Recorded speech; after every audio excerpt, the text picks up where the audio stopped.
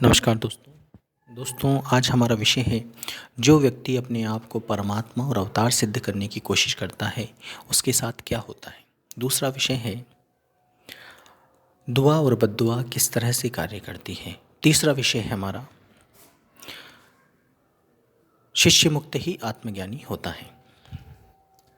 आज हम इन तीनों विषय के बारे में बात करेंगे। जो पहला विषय है कि जो व्यक्ति अपने आप को परमात्मा या अवतार सिद्ध करने की कोशिश करता है उसके साथ प्रकृति कैसा व्यवहार करती है, वह किस तरह से शाश्वत नियमों के अंतर्गत अपनी दुर्गति के परिणाम को भुगतने को मजबूर हो जाता है।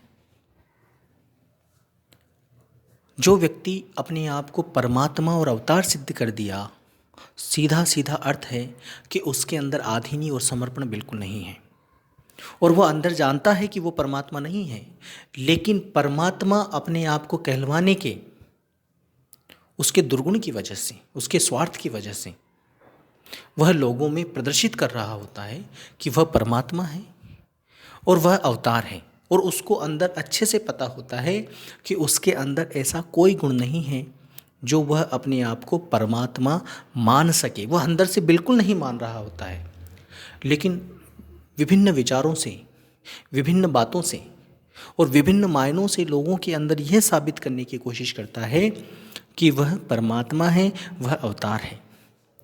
अब ऐसी स्थिति में क्या होता है?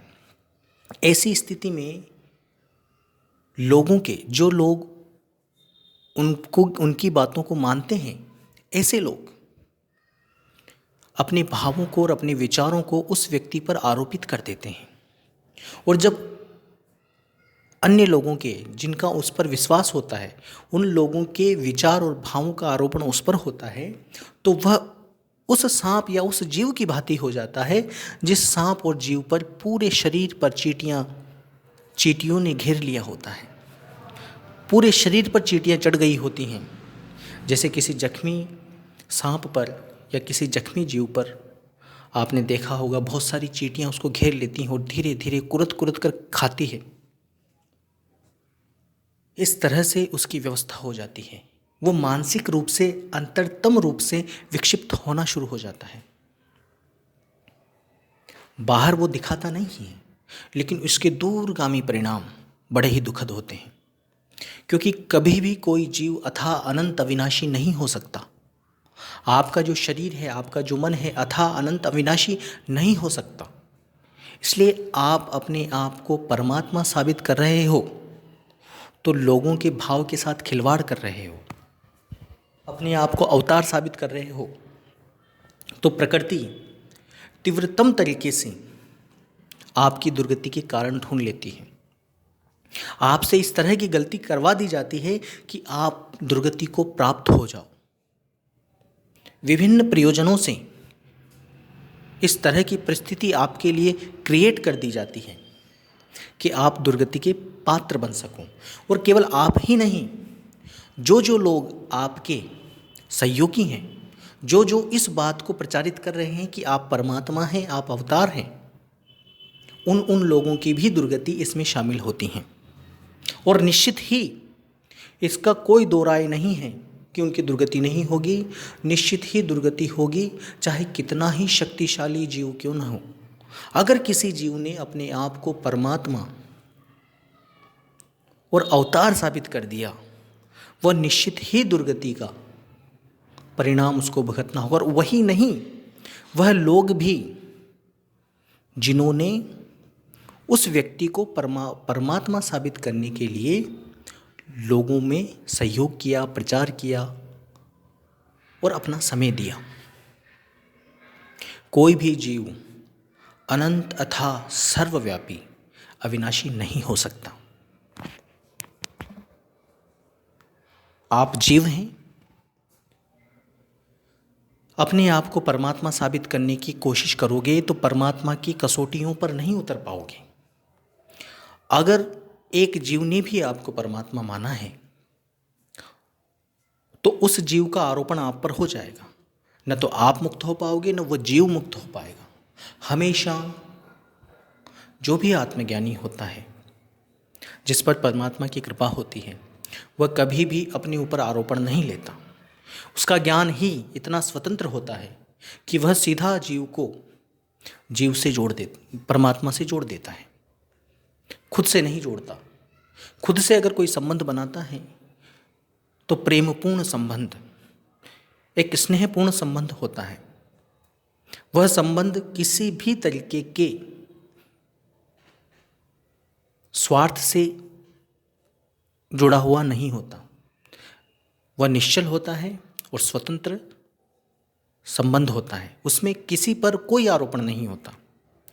और यहाँ पर जो व्यक्ति अपने आप को परमात्मा साबित करता है, उस पर निरंतर आरोपण चढ़ते चले जाते हैं। तो प्रकृति कोशिश करती है कि उसकी दुर्गति तुरंत आने वाले समय में हो जाए, चाहे महीने में, चाहे एक वर्ष में। लेकिन कुछ जीव के यदि संस्कार बड़े मजबूत हैं पीछे के, तो वह जल्दी नहीं हो पाता, लेकिन दशक में हो जाता है। और कुछ लोगों का इस जन्म में नहीं होता तो आने वाले जन्मों में निश्चित ही उसकी दुर्गति हो जाती है। लेकिन आप देखिएगा, जो व्यक्ति, जिन व्यक्तियों ने अपने आप को परमात्मा साबित किया है, इतिहास उठाकर देखिए और अभी मौजूदा समय को ही उठाकर देख लीजिए, उनकी दुर्गति हुई। और उनकी ही नहीं हुई, उनके जो नज़दीकी थे, जो पूर्ण सहयोगी थे, उनकी भी दुर्गति हो गई। और जिनकी दुर्गति नहीं हुई वह खुशियां न मनाए, आप बच नहीं पाओगे। प्रकृति के लेखे जोखे से बच नहीं पाओगे, आपकी भी दुर्गति निश्चित है। प्रकृति एक बहुत ही बड़ा ऑटोमेटेड सुपर कंप्यूटर है, उसकी गिरफ्त से बाहर नहीं निकल सकते। यह कोई देश का संविधान नहीं है, या कोई ऐसा देश नहीं है, भ्रष्ट देश, जिसमें किसी नेता से साठगांठ हो, किसी शक्तिशाली व्यक्ति से साठगांठ हो तो आप बच जाओगे। ये प्रकृति का खेल है, यहाँ कोई नहीं बचता। इसलिए अपने आप को परमात्मा साबित करने की बिल्कुल कोशिश ना करें, ना ही अवतार साबित करने की कोशिश करें। वो आप में शक्तियाँ है ही नहीं, और जिनमें ये शक्तियाँ होती हैं वह कभी कह ही नहीं सकता। असंभव है कि वह कह दे कि वह अवतार है। उसके बाद आने वाले लोग जरूर कह दें, वो अलग बात है। लेकिन उसके बाद आने वाले लोग भी जो कहते हैं कि वह अवतार था, तो उनकी दुर्गति सब शुरू हो जाती है। वह कभी भी उन गुणों को, उस कृपा को प्राप्त नहीं कर पाते जो कृपा, जो गुण सचमुच में मिलना चाहिए। इसीलिए लालचवश, स्वार्थवश कई लोग अपने गुरु को इस तरह से महिमा मंडित करते हैं कि वह परमात्मा है, उससे कल्याण हो जाएगा। वह व्यक्ति, वह शिष्य कुछ भी प्राप्त नहीं कर पाता पूरे जीवन में। वह एक सामान्य व्यक्ति से भी निम्नतर स्तर पर आध्यात्म प्रगति कर पाता है। उसकी आध्यात्म प्रगति कुछ हो ही नहीं पाती। और आप ये देखिएगा, ऐसे लोगों से मिलिए जो अपने गुरु को परमात्मा साबित कर रहे हैं या अपने आप को परमात्मा साबित कर रहे हैं, वह आध्यात्मिक प्रगति के नाम पर शून्य है। इस विषय को उठाने का मेरा केवल इतना तात्पर्य था कि आप के अंदर परमात्मा की कृपा से ये समझ आए, ये समझ बने कि हमें किसी जीव को परमात्मा या अवतार साबित नहीं करना है। परमात्मा कभी कोई अवतार नहीं भेजता। पहली चीज, जो भी आया है जीवलोक से आया है। सारे ही तो लोक जीव के हैं, जीव ही रहते हैं वहां पर। परमात्मा कभी किसी लोक में नहीं रहता। लोक अलोक जीवों की व्यवस्था है। परमात्मा को रहने के लिए लोक की आवश्यकता नहीं है, वो तो स्वतंत्र है, हर जगह है। एक व्यक्ति ने मुझसे कहा कि आप अगर परमात्मा को सर्वव्यापी कहते हैं तो वो तो विदेही कहाँ हुआ, वो तो देही हो गया, क्योंकि वह तो जीवों में भी है। जब जीवों में है, जब शरीर में है, तो वह तो देही हो गया, देह के अंदर है वो। और देह के अंदर कैसे आया? इस तरह के प्रश्न मेरे पास आए। जैसे आपके देह में आकाश भी है, तो क्या आकाश को आपने बांध लिया आपकी देह में? वह तत्व, आकाश तत्व ऐसा है कि खंडित रूप से हर जगह मौजूद है। तो उसकी मौजूदगी क्या देही मौजूदगी है? आपके शरीर में के जो आकाश है, क्या वो देही हो गया?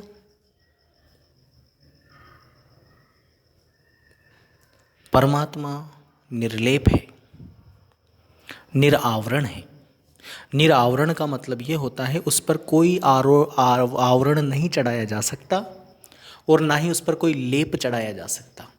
इसलिए वह शरीर में रहकर भी, आपके शरीर में रहकर भी वह विदेही है। विदेही की पहली शर्त यही होती है कि वह निर्लेप हो और निरावरण हो। निर्लेप, निरावरण, यह गुण केवल सर्वव्यापी के हो सकते हैं। निरंतर, निर्लेप, निरावरण, निरंतर, जिसमें कोई अंतर ना हो, जिसमें कोई गैप ना हो, बीच में कोई खंड ना हो कि वो बीच में से टूट जाए। अखंडित रूप से जो है वही निरावरण हो सकता है, क्योंकि वो खंड हुआ ही नहीं तो आवरण चढ़ा ही नहीं। आवरण किस पर चढ़ता है? जो खंड हो जाए। जैसे पानी है, पानी को आपने बोतल में डाल दिया तो बोतल का आवरण उस पानी पर आ गया, तो बोतल के बाहर वो खंड हो गया।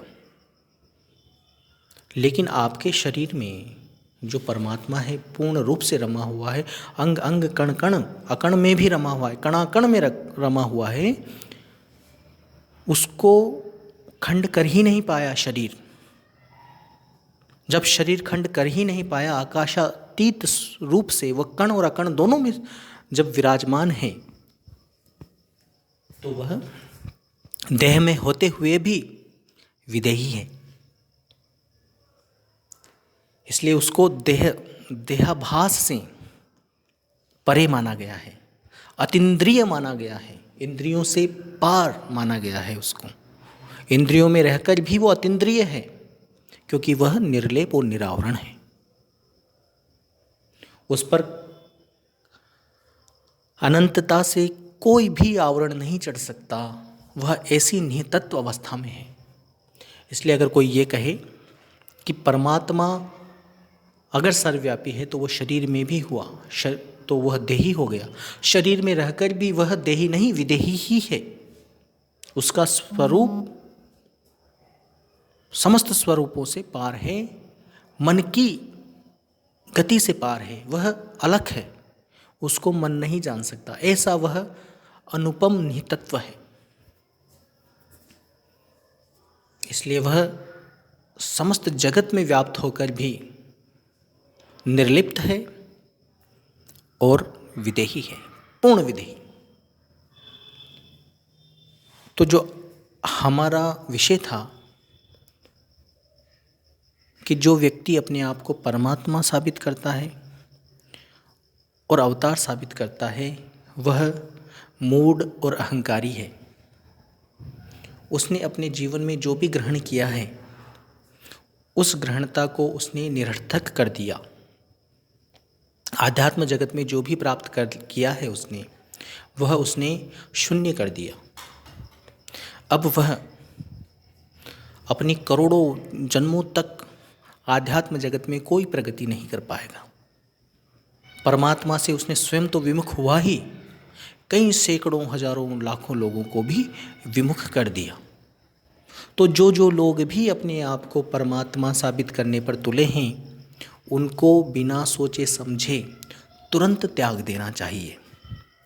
ऐसे लोग आपके कई सैकड़ों हजारों लाखों, और यह कहना भी अनुचित नहीं होगा कि कुछ लोगों के करोड़ों जन्म भी खराब कर देते हैं, क्योंकि वह कुछ जीवों को इस तरह के प्रवाह में ले जाते हैं कि किसी के कोई संस्कार इस तरह से बन गए कि किसी व्यक्ति को ही उसको परमात्मा मानना है। जब कोई व्यक्ति ऐसी साधना कर लेता है कि ये व्यक्ति ही परमात्मा है, तो उसके संस्कार इतने मजबूत हो जाते हैं कि नेक्स्ट बर्थ में, अलग जन्म में भी वह किसी जीव को ही परमात्मा तलाशता है। तो ऐसे करके संस्कार आगे से आगे उसके मजबूत होते चले जाते हैं और वह कहीं करोड़ों जन्मों तक भटकता है। तो सोचिए कि किस तरह से ऐसे व्यक्ति अपने शिष्यों की दुर्गति करवाते हैं। मुक्ति तो उनकी असंभव है, संभव है ही नहीं कि उनकी मुक्ति हो जाए। वो खुद तो दुर्गति के कारण हैं और जो उनके सहयोगी हैं, जब भी कोई गुरु बनता है तो उनके निकट सहयोगी होते हैं और दूसरे सामान्य शिष्य होते हैं जिनका केवल उनके ज्ञान तक ही सीमित होते हैं, कोई ज़्यादा खास लेना देना नहीं होता। लेकिन जो निकट सहयोगी होते हैं, जो उनके प्रचार प्रसार में सहयोगी बन जाते हैं, ऐसे व्यक्ति भी बराबर के गुनहगार होते हैं उसको परमात्मा साबित करवाने में। तो उनको भी बख्शा नहीं जाता। और आने वाले समय में और जो पिछला समय निकल चुका है उसमें भी देखिए, ऐसे जो व्यक्ति थे, ऐसे जो गुरु थे जिन्होंने अपने आप को परमात्मा साबित करने की कोशिश की, अवतार साबित करने की कोशिश की, वह दुर्गति को प्राप्त हुए। और जो नहीं हुए हैं वह भी प्राप्त होंगे। और जो कुछ एक लोग ऐसे हैं अभी इस मौजूदा समय में जिनके संस्कार भी बड़े कमज़ोर हैं, अब वो 1 या 2 साल में ही पूर्ण दुर्गति को प्राप्त हो जाएंगे, मुँह छिपाते फिरेंगे। दुर्गति होना शुरू हो गई है और 1 या 2 साल में ही वह पूर्ण दुर्गति को प्राप्त होकर आध्यात्म जगत से नष्ट हो जाएंगे। वह आध्यात्म नाम से उनकी प्रकृति इस तरह से दुर्गति करेगी कि आध्यात्म नाम से वह मुंह छिपाते फिरेंगे। प्रकृति का हथौड़ा, आप परमात्मा बन रहे हो तो परमात्मा बनने का मतलब है कि अनंत हथौड़े भी आपको सहन करने की नौबत आए तो कर सको। लेकिन आप तो हो जीव, एक हथौड़ा ही पर्याप्त है आपको प्रकृति का, आपको दुर्गत करने के लिए। इतना बड़ा विराट अहंकार आप पाल बैठे हो कि आप परमात्मा हो, आप अवतारी हो। ऐसे छद्म अभिमान से बाहर आइए। जो भी ऐसा छद्म अभिमान बना बैठा है कि वह परमात्मा है, वह अवतारी है, तुरंत बाहर निकले ऐसे और अपने शिष्यों से माफ़ी मांगे और उनको साफ साफ कहें कि हम परमात्मा और अवतार नहीं हैं। आप केवल परमात्मा की महिमा कर सकते हो। हर जीव परमात्मा की महिमा कर सकता है, अपने मन में भी कर सकता है और अन्य के सामने करना चाहे तो कर सकता है। इसके अलावा आपको परमात्मा बनने का कोई अधिकार नहीं, ना ही गुरु बनने का अधिकार है, क्योंकि गुरु भी वही,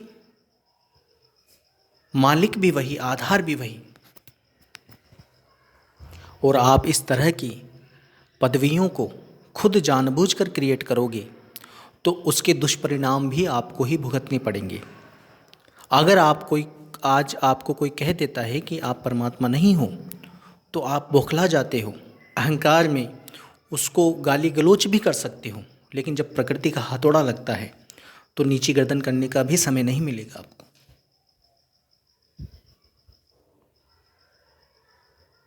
परमात्मा की जगह किसी को मत बैठाओ। परमात्मा परमात्मा है। कोई भी जीव चाहे अनंत ब्रह्मांडों का स्वामी ही क्यों न हो, वह भी परमात्मा नहीं बन सकता। जो अनंत ब्रह्मांडों का स्वामी है उसकी तकलीफ़ें भी अनंत ब्रह्मांडों जैसी है। वह भी नतमस्तक होता है, वह भी प्रार्थना को उमड़ता है जब तकलीफ़ होती है। जब ऐसे अनंत ब्रह्मपति भी परमात्मा से प्रार्थना करते हैं तो तुम तो छोटे से जीव हो, तुम्हारी क्या औकात है। ये पृथ्वियाँ तो धूल के कण मात्र भी नहीं हैं, और इस पृथ्वी पर जो कुछ अरब लोग हैं, उन अरब लोगों में से कुछ लोग अपने आप को परमात्मा साबित करने पर तुले हैं। कैसी बुद्धि हो गई है। मैं उन लोगों से कुछ नहीं कह रहा हूँ, मैं जो भी सुन रहा है उनसे ये कहना चाहता हूँ कि परमात्मा को ही परमात्मा बनाइए, जीव को नहीं। अगर जीव को परमात्मा बनाओगे तो तुम्हारा कोई कार्य नहीं सरेगा और ना ही तुम मुक्ति के पात्र बन पाओगे। दूसरा विषय हमारा दुआ और बद्दुआ किस तरह से काम करती है। सबसे पहली बात, प्रकृति का जो पैटर्न है दुआ और बद्दुआ का, वो तुम डिसाइड नहीं कर सकते कि तुमने तुम्हारे बेटे या तुम्हारे घर वालों को तो दुआ दे दी कि ये अच्छे फले फूले। नहीं, ऐसे काम करती ही नहीं दुआ, और बद्दुआ भी ऐसे काम नहीं करती। दुआ और बद्दुआ ऑटोमेटेड है। इसका बहुत ही सूक्ष्म पैटर्न है। जैसे ही कोई व्यक्ति आपको बहुत ही सहजता की ओर अग्रसर करता है, आपको सुलभता देता है, पीड़ा में आपको सहारा देता है, तो अपने आप आपसे दुआ निकलती है और वह दुआ कार्य करती है। अगर मोहवश आप अपने परिवार वालों को कितनी ही दुआ दीजिए, वो दुआ नहीं लगेगी। लेकिन अगर कोई आपकी सेवा कर देता है, आपके जीवन में सुगमता ले आता है, आपकी बेचैनी को चैन में बदल देता है, तो अपने आप आपके हृदय से द्वार खुलता है। दुआ का द्वार खुलना बहुत ज़रूरी है। आपके हृदय में एक द्वार लगा हुआ है, और वह द्वार प्रकृति से इस तरह से खुलता है जब आप पर कोई ऐसी मेहरबानी कर दे, ऐसी सेवा कर दे, आपको आनंदित कर दे, तो आपके हृदय की दुआ की खिड़की अपने आप खुलती है और बिना शब्दों के ही दुआ उसको ट्रांसफ़र हो जाती है। चाहे आप अपनी खिड़की को बंद रखना चाहें, चाहे आप मन में देना ही ना चाहें, अपने आप दुआ निकलेगी और वह दुआ उस व्यक्ति पर कार्यरत होगी। इसलिए अगर आपको किसी को भी दुआ लेनी है तो लोगों के जीवन में सहजता, सुगमता और आनंद भरें, पीड़ा से उनको दूर करें। जो भी सहज रास्ते आपके पास हो सकते हैं, पीड़ा से उनको दूर करें। इन तरीकों से आप किसी की भी दुआ को ग्रहण कर सकते हैं और वह दुआ निश्चित ही कार्य करेगी, और जो आपने दिया है वह आगे आपको उस दुआ के फलीभूत आगे मिलेगा। और यही कार्य बद्दुआ का होता है। आप किसी को, जो आपका दुश्मन है, उसको बद्दुआ दे रहे हो, वो बद्दुआ काम नहीं करेगी। अगर सचमुच किसी ने आपका दिल दुखा दिया तो उसकी जो चोट है, दिल दुखने की चोट, उस चोट से अपने आप बद्दुआ की खिड़की खुलेगी। सच में अगर किसी ने सचमुच में जेन्युइनली आपको पीड़ित किया है, आपको दर्द दिया है, आपको तकलीफ़ दी है, तो आपकी बद्दुआ की खिड़की खुलती है और वह बद्दुआ निश्चित ही उस व्यक्ति को लगती है जो व्यक्ति इस कार्य के लिए नियोजित था, जिसने आपको पीड़ा दी, तकलीफ़ दी, आपके जीवन में कठिनाई लाया। वह व्यक्ति पर बद्दुआ जाएगी और वह व्यक्ति आपकी बद्दुआ का नुकसान झेलेगा। अगर बहुत कोई व्यक्ति आपको निरंतर परेशान कर रहा है तो बद्दुआ की खिड़की खुलती है। अब वह बद्दुआ आपके बिल्कुल निकटतम रिश्तेदारों, प्रेमियों से भी हो सकती है, चाहे आपकी पत्नी हो, चाहे आपका पिता हो, चाहे आपकी माँ हो। माँ कभी अपने बेटे को बद्दुआ नहीं देना चाहती, लेकिन अगर बेटा दिल दुखाता है तो दिल में तो वो यही कहती है कि इसका बुरा ना हो, लेकिन तकलीफ़ दे दी तो प्रकृति का पैटर्न तो फॉलो होगा ही। प्रकृति का पैटर्न फॉलो होता ही है, फिर आपको सज़ा मिलेगी। चाहे आप किसी माँ के बेटे हों, चाहे पिता के बेटे हों, चाहे बहन के भाई हों, चाहे पत्नी के पति हों, कोई भी हों आप, दुआ भी ऐसे काम करती है और बद्दुआ भी ऐसे काम करती है। हमारे जानबूझकर देने से कोई काम नहीं होता, न तो दुआ का न बद्दुआ का। और कोई सोचे कि मैं किसी को दुआ न दूं, किसी को बद्दुआ न दूं, ये भी संभव नहीं है। अगर आपको तकलीफ़ हुई तो बद्दुआ अपने आप निशब्दता से निकल गई। आपको शब्द प्रयोग करने की आवश्यकता है ही नहीं, वो निकल जाएगी और उस व्यक्ति को जाकर लग ही जाएगी। और दुआ का भी ऐसा कार्य है।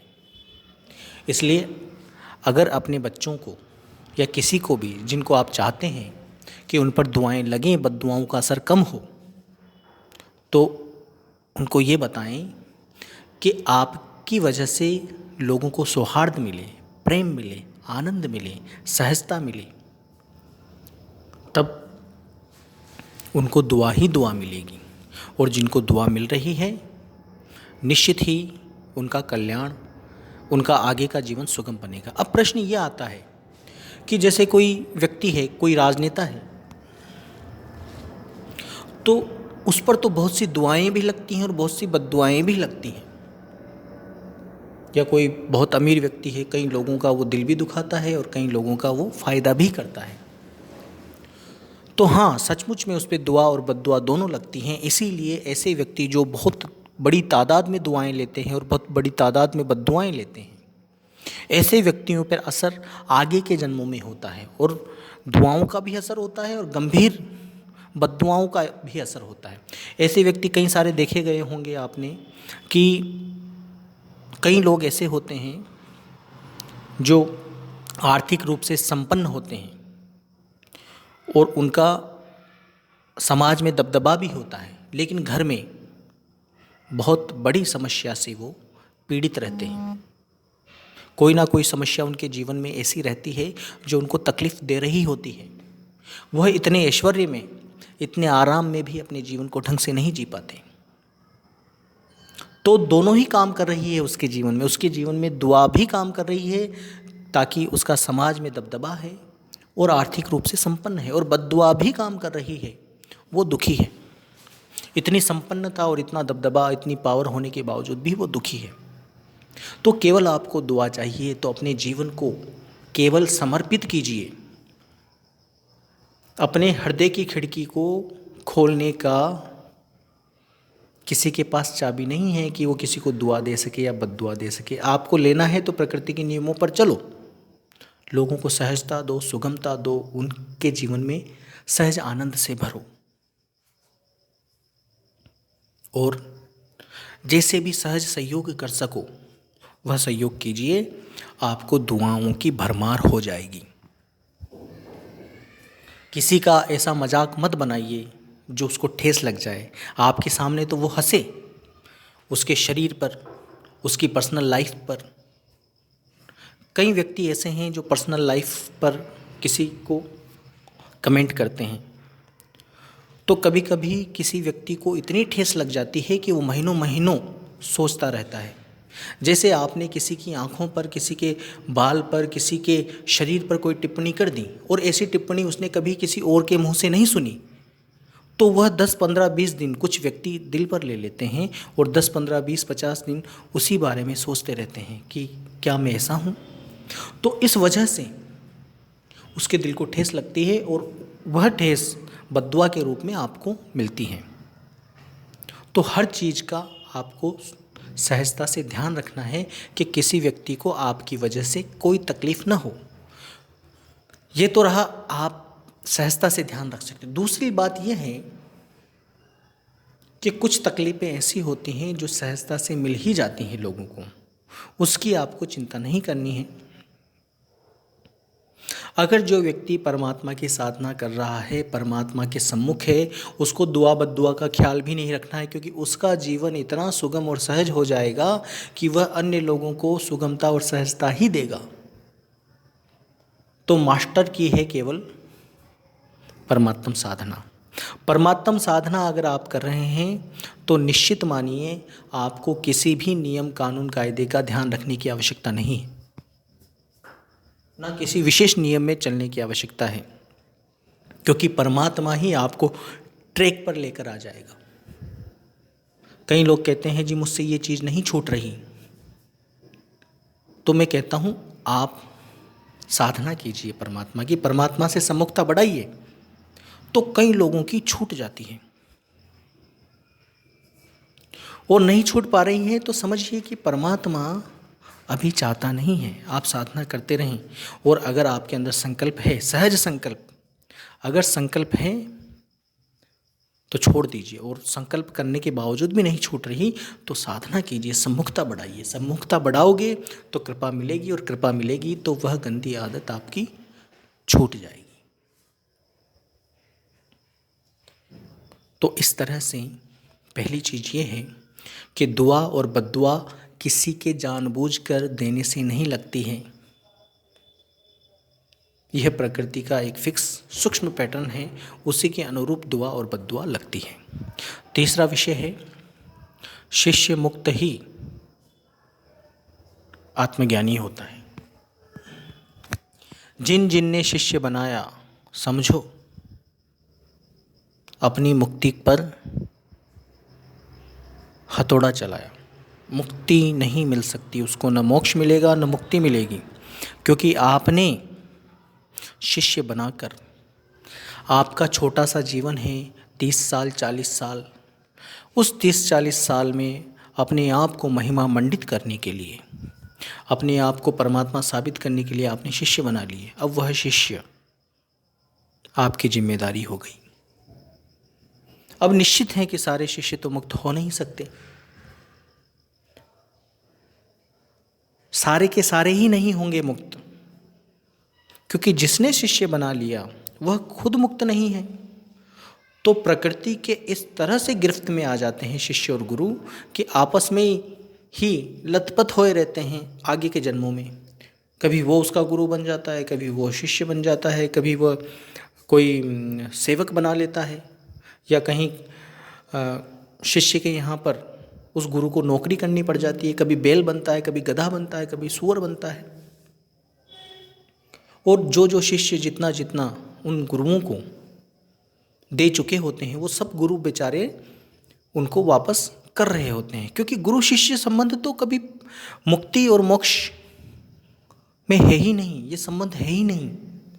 ये संबंध जैविक संबंध है, जीव ने बनाया है, परमात्मा ने नहीं बनाया है ये। क्योंकि कई लोग कहते हैं गुरु बिना मुक्ति नहीं। तो आप गुरु बन गए, कितने लोगों को मुक्त कराओ, कितनों को उपलब्ध हो आप पहले तो ये बताइए। संसार में मनुष्य ही नहीं इतने सारे जीव हैं, पहले तो तुम सारे मनुष्यों को उपलब्ध नहीं हो। और सारे मनुष्यों को अगर कोई इतना ताकतवर गुरु हो भी जाए, सारे मनुष्यों को उपलब्ध हो भी जाए, तो दूसरी बात आप सारे जीवों को उपलब्ध नहीं हो, तो आप मुक्ति करवाने के पात्र नहीं हो। परमात्मा सबको उपलब्ध है, सबको सुलभ है, और वह बिना ज्ञान के, बिना विवेक के, मन का विवेक, जब भी मैं विवेक कहूँ कि बिना विवेक के परमात्मा मिलता है, तो वह मन के विवेक की बात है। मन का विवेक उलझाता है, लगता विवेक है, ऐसा लगेगा कि दूध और पानी को अलग कर रहा है, लेकिन वह गलत ही कर रहा है। आत्म विवेक उसको कहा जाता है जो मुक्ति में सहयोगी होता है। वह विवेक जो आत्म कृपा से मन को मिलता है, और जब मन को मिलता है तो वह विवेक आपके जीवन को मुक्ति की ओर अग्रसर करता है। लेकिन जो विवेक मन का विवेक है, वाणियों का विवेक है, ग्रंथों का विवेक है, न तो ग्रंथ सबको उपलब्ध, न वाणी सबको उपलब्ध, न यह तथाकथित गुरु सबको उपलब्ध। अरे ऐसा गुरु ढूंढिए जो सबको उपलब्ध होए, सबको सुलभ होए। कौन है वो गुरु? ऐसा गुरु ढूंढो जो तुम्हारे साथ सदा ही रहा है। ऐसा गुरु ढूंढो जिसने कभी तुमको छोड़ा ही नहीं। ऐसा गुरु ढूंढो जिसने अनंतता से, शाश्वतता से सबका सब पहले से ही दिया हुआ है, देना बाकी नहीं रहा, बस तुमको सम्मुख होकर लेना है। इसीलिए जो आत्मज्ञानी होता है वह शिष्यों का भार लेता ही नहीं। वह तो परमात्मा महिमा करता है, जिसको समझ में आए ठीक, ना समझ में आए ठीक। क्योंकि परमात्मा का ज्ञान तो अगर उसको कोई नहीं सुनेगा तो भी उपलब्ध होगा। जिसको होना है, जिसको मिलना है, उसको मिलेगा ही। परमात्मा को जरूरत नहीं किसी बिचौलिए की, किसी मीडिएटर की परमात्मा को कभी आवश्यकता न तो थी, न है, न रहेगी, ना ही किसी अवतार की आवश्यकता है। वो इतना असमर्थ नहीं है कि अवतार को भेजकर आपको ज्ञान दिलवाएगा। ये तो परमात्मा की बड़ी महिमा है, बड़ी दयालुता है, अनंत दयावान है परमात्मा। उसकी इतनी दया है परमात्मा की कि वह जब कोई आत्मज्ञानी हो जाता है उसकी कृपा से, तो वह महिमा करता है आपके सामने। तो जो जीव बहुत ज़्यादा विमुख हैं, वह सम्मुखता की ओर अग्रसर होने लगते हैं परमात्मा के, और आगे के जीवन में वह मुक्ति को प्राप्त हो जाते हैं। लेकिन वह कभी किसी को शिष्य नहीं बनाता, क्योंकि अगर किसी ने शिष्य बनाया तो कहाँ मुक्ति है उसकी। शिष्य मुक्त ही आत्मज्ञानी हो सकता है, पूर्ण शिष्य मुक्त। तो आपको शिष्य मुक्त होना ही नहीं, गुरु मुक्त भी होना पड़ेगा। देहिक गुरु मुक्त। आत्म साधक भी वही है जो गुरु मुक्त है, और जो गुरु मुक्त नहीं है वह आत्म साधक हो भी नहीं सकता। तो दोनों चीज़ें लगेंगी, शिष्य मुक्त और गुरु मुक्त। जो गुरु मुक्त है वही आत्म साधक हो सकता है, और शिष्य मुक्त जो उस उपलब्धि को प्राप्त कर चुका है, जो पूर्ण रूप से परमात्मा को सम्मुख हो चुका है, वह शिष्य मुक्त होता है। और वह कभी भी अपने आप को परमात्मा या अवतार साबित करने की कोशिश नहीं करता। वह यही कहेगा कि जिस तरह से परमात्मा मुझे सुलभ है, इंसानों को ही नहीं जानवरों को भी सुलभ है। परमात्मा की करुणा देखिए, अमर करुणा परमात्मा की। बस अमर करुणा का मतलब जो करुणा कभी खंडित न हो, जो कभी मरे न, जो कभी देने लेने की बात ही ना हो, जो शाश्वतता से दे ही दी। शाश्वतता से करुणा है जो सभी जीवों पर। बस विमुखता हमको उस करुणा से दूर किए हुए हैं। करुणा से पूर्ण भरा पड़ा है परमात्मा, लबालब पूर्ण रूप से भरा पड़ा है, बिना किसी रूप से खंडित हुए अखंडित रूप से भरा पड़ा है करुणा से। उसके सम्मुख जो भी हो जाएगा उसको कृपा मिल जाएगी। इसमें गुरु शिष्य का कहाँ संबंध, बात ही नहीं रही, खत्म बात। जब परमात्मा ने सब आपको दे ही रखा है तो किसी अन्य से क्यों मांगे। अनंत ब्रह्मांडों के महापति और अनंत ब्रह्मांडों के स्वामी भी जब उस सर्वव्यापी परमात्मा के सामने हाथ फैलाते हैं तो तुम तो बहुत छोटे जीव हो। और फिर आप ऐसे मांगी लालों के चक्कर में फंस जाते हो जो मांग मांग कर अपना पेट भर रहे हैं। कभी प्रचार के नाम से लेंगे आपसे, कभी सेवा के नाम से लेंगे। अरे जब तुमसे इनकी सेवा होनी है, इनका पेट ही तुमसे पलना है, इनका प्रचार ही तुमसे होना है, तो काहे के परमात्मा, किस बात के परमात्मा। झूठी झूठी डेट्स देकर आपको कि 2025 में 2030 में हमारा ज्ञान फैलेगा, ऐसी झूठी झूठी। जो सच्चा होता है उसको कुछ बताने की आवश्यकता नहीं होती। वो कहता नहीं करता है, और जो कहता है उससे कभी नहीं होगा। कम से कम इस आध्यात्म मार्ग में जिसने कह दिया कि 2025 में ऐसा होगा, 2030 में ऐसा होगा, गारंटेड लिख कर ले लीजिए, ऐसा नहीं होगा। जिसने कहा कि ऐसा होगा, कि मेरा ज्ञान फैलेगा, या मैं परमात्मा हूँ, या मैं अवतार हूँ, कुछ भी नहीं, सब झूठ है। और यह झूठ आप बहुत बाद में पकड़ पाओ। इससे अच्छा है अभी ही ऐसे लोगों से दूर हो जाओ, क्योंकि परमात्मा इतना असमर्थ नहीं है कि ऐसे कपटपूर्ण लोगों की वजह से आपको मिलेगा। परमात्मा आप जहाँ हो वहीं मिलेगा। ऐसी समर्थता है परमात्मा की।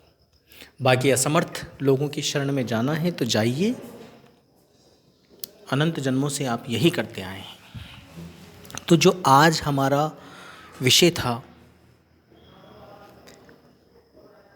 कि जो परमात्मा और अपने आप को अवतार साबित करने की कोशिश करते हैं वह सब झूठे हैं, और प्रकृति का हथौड़ा उनको सहन करना पड़ेगा। और निश्चित ही जल्द से जल्द प्रकृति तीव्रतम तरीके से उनकी दुर्गति के प्रयोजन करती है। उनके ही नहीं, उनके जो सहयोगी होते हैं उनके भी। और दुआ और बद्दुआ जानबूझकर आपके देने या लेने से नहीं होती, यह अपने आप प्रकृति के फिक्स सूक्ष्म पैटर्न पर चलती है। और तीसरा, शिष्य मुक्तता ही आत्मज्ञानी की पहली पहचान है। दूसरी, आत्मसाधक वही हो सकता है जो गुरु मुक्त हो, गुरु के जंजाल में, गुरु के जाल में किसी भी तरह से जो न उलझा हुआ हो, वही आत्म साधना की ओर अग्रसर होता है। धन्यवाद।